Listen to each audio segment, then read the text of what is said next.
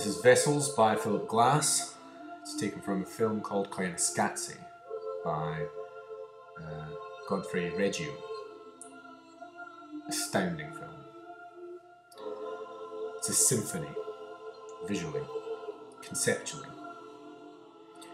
To have something that lasts 90 minutes and for you to kind of get the composition of it, it's very simple, very simple. He's only saying a couple of things, really. And the climax. Now, I don't really want to talk about the film, give us some kind of review. What I'd rather do is express an idea that's kind of come to me. Inspired by the film. And it is this. It's to do with memes. Okay? Now, we're fairly familiar with memes. And I think people are caught up with the idea it's kind of like genes. Whereas actually, I think there's an ecology of memes. It's more like you have DNA at a certain level. You call that DNA. And then you've got the organism around that DNA. You've got the nucleus, you've got the organism, the cell, you've got the multicellular, and so on, these emergent levels. And then you get, for example, complex multicellular organism. And then you've got one walking about, and it's like sentient. And then you've got one listening, talking, you know. And so you've got these emergent levels. And to say that we're just kind of just pieces of, genes is not describing the fact that we can communicate. Similarly, memes, I think that there are emergent levels of memes. Okay. Also, you can think, it's not necessarily a progressive thing, it just means a matter of scale, or what scale you're looking at it. But it's also to do with the degree of complexity involved. So, if you have an ecology of memes, if you have an entire ecology of memes. Okay, let's approach this in a slightly different way. What's the biggest meme? If you're constructing these things, if this thing's kind of being constructed, and memes kind of like fit together. So, for example, a word. That's a very common understanding of what a meme is. It's like a word is a meme. An example of a meme. The fact that, for example, I have apple, this kind of sound, and then I can write it, and it has meaning if you understand it and I use it, then you and I can communicate and we know what we're describing. This kind of apple thing comes in trees. Now, that quality of meme, although it's shared by many millions of people, apple, the quality of that meme, it's like grass. And the fact that there's like millions of blades of grass in the field. They're each of them unique. They're each unique in our heads, and yet they share they're very common. So that's what words are. And you get different kinds of words. Some words are like grass, some words are like flowers, some words are like trees, maybe. Okay. However, there are certain things that are larger,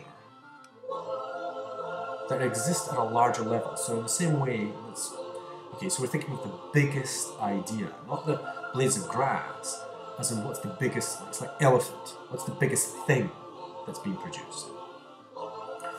And so, and we can kind of confluence these ideas with ecology, where Lovelock came up with the idea of Gaia, planet, as being an entire and unitary ecological thing.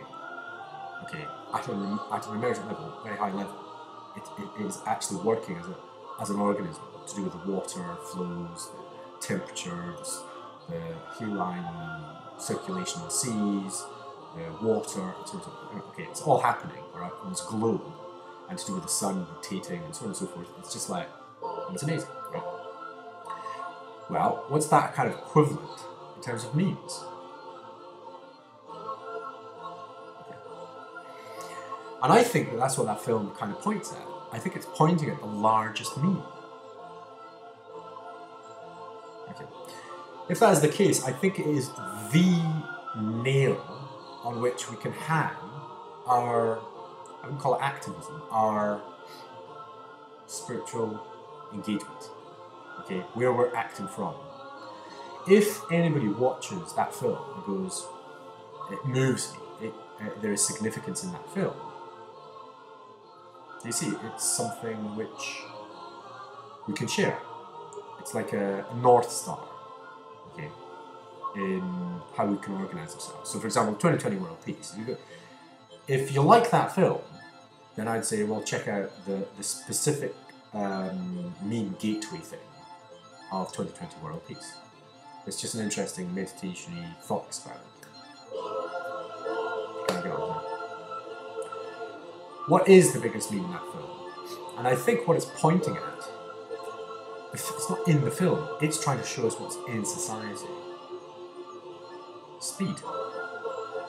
It's showing at an emergent level, we have people moving really fast in cars that are made by people, in factories, which we are trying to make cars faster. We're moving around faster, so we need to have faster food. We have machines that make the food faster so that we can feed more people. Because we've got more people, we need more cars to have the people to move them around.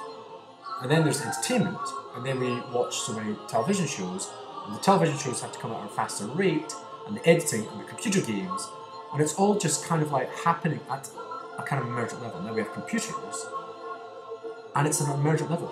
The trick is what's existing in this cycle. It's like a motor, it's like an engine.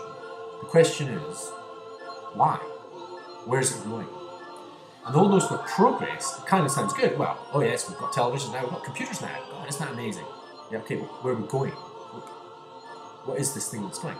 And it's fairly obvious. I mean, you know, I understood this when I saw the film the first time, you know, maybe 20 years ago. It was made in 1983, by the way. So, what's the difference? Well, what's the largest meme? And if we can appreciate that's the largest meme, and we can, I wouldn't say control it, because we are just elements of it. We are just little particles floating around. We're just, you know, you watch the film, there's millions of people moving around, and occasionally they look at the screen, and they're looking, and you catch how they're thinking. And each of us is unique. So, this meme that we're kind of caught up in, surely that's the one to engage and stop. Perhaps. Right.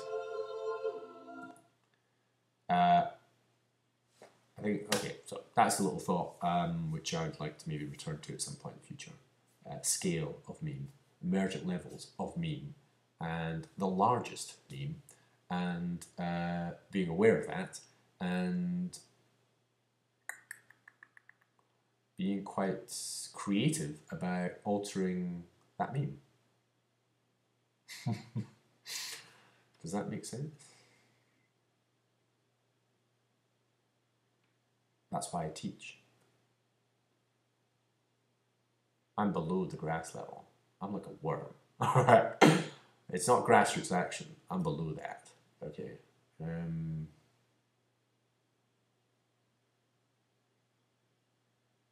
it's absolutely vital what we're doing in education, because we're either packing kids, all right, like, you know, the meat in sausages so that they can work in factories. No, they're not going to be working in factories in bloody Cornwall, all right, or you know, in London, all right, or they're packaging for services.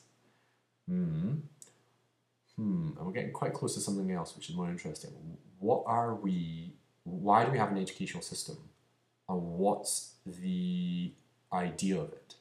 Because it seems to me that the kids come in and we don't get them to think about what's going on. We just kind of like just throw the stuff at them, and they just have to kind of absorb it. And even if it's going to process and there's meant to be some kind of self-reflective exercise in it, I don't think there is. I really don't think there is. I don't think their feedback into the system is actually working. Okay, so I'm quitting. Oh, crikey, I'm leaving. I think it's absolutely vital what's happening in education. What can I say? What can I say? What can I say? All right.